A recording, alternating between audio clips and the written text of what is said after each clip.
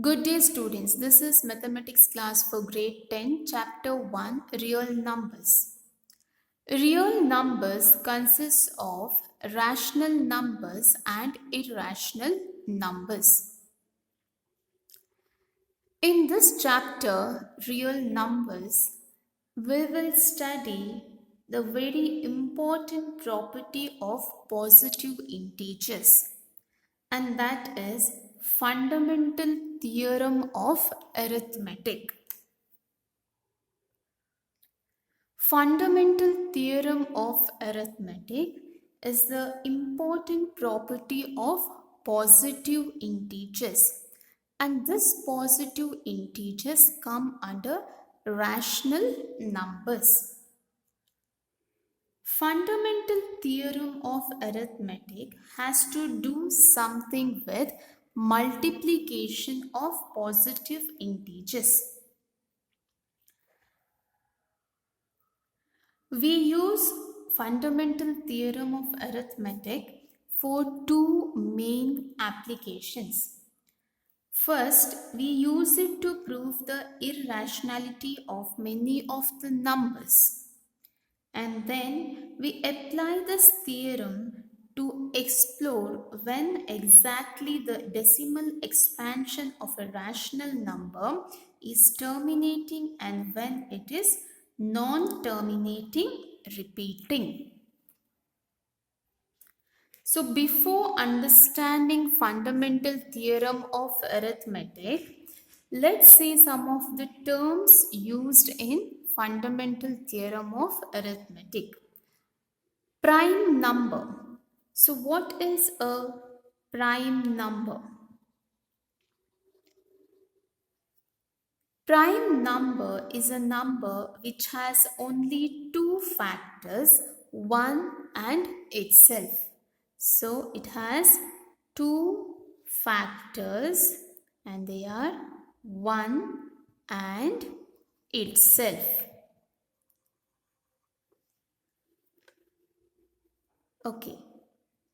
2. So number 2 can be written as 2 into 1 as well as 1 into 2. So factors are 1 and 2.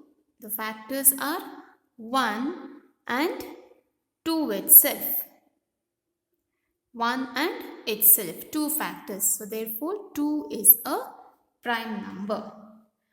Number 3 can be written as 3 into 1, 1 into 3. So here the factors of 3 are 1 and 3. So 3 is also a prime number. For a number to be prime, there should be only two factors. There should be only two factors. What about number 1? 1 can be written as 1 into 1. That's it. So it has how many factors here? It has only one factor and that factor is 1. So 1 is not a prime number. Remember, 1 is not a prime number. What about 4, students? Number 4. So 4 can be written as 4 into 1, 1 into 4, and it also can be written as 2 into 2, isn't it? Yes, and we know that a prime number is a number which has only two factors, isn't it? So how many factors do we find here? We find 1, then we find 2, and also we find 4. So we find more than two factors here, isn't it? Yes. So one is 1 and itself, that is 4, and one more is 2. So 4 is not a prime number. 1 is not a prime number as well as 4 is not a prime number. What about 5 students?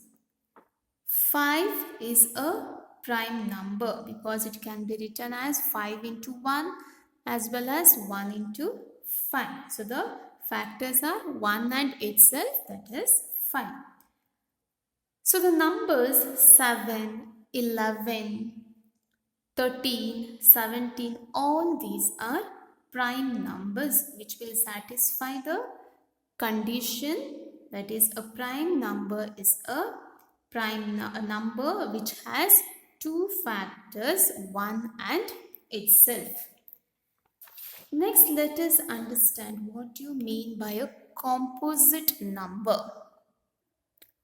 Composite numbers are those numbers which have more than two factors, that is other than 1 and itself, or else we can say numbers which are not prime are called composite numbers.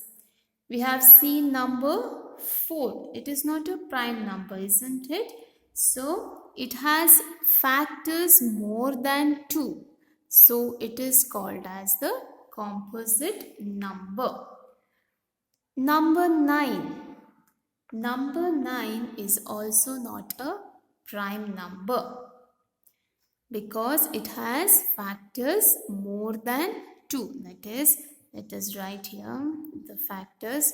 Okay, so we can write 9 into 1, 1 into 9 as well as 3 3s. That is 9. So here the factors are 1, 3 and 9. So we find more than 2 factors, isn't it? Therefore, 9 is a composite number. It is not a prime number. 4 is a composite number as well as 9 is a composite number. So what about 1, students? We know that 1 is not a prime number. Also, it is not a composite number. So therefore, 1 is neither prime nor composite. Is it clear, students? Next, let us understand what does factorizing a number or factorization mean. Writing a number as a product of two or more numbers. Product of two or more numbers is called factorization. Let us take number 12. So 12 can be written as 2 into 2 into 3. So here 12 is written as the product of 3 numbers, that is 2 into 2 into 3, and this is called factorization. Is this clear, students? Okay. In the next video session, let us understand our main topic, that is fundamental theorem of arithmetic. Thank you, students.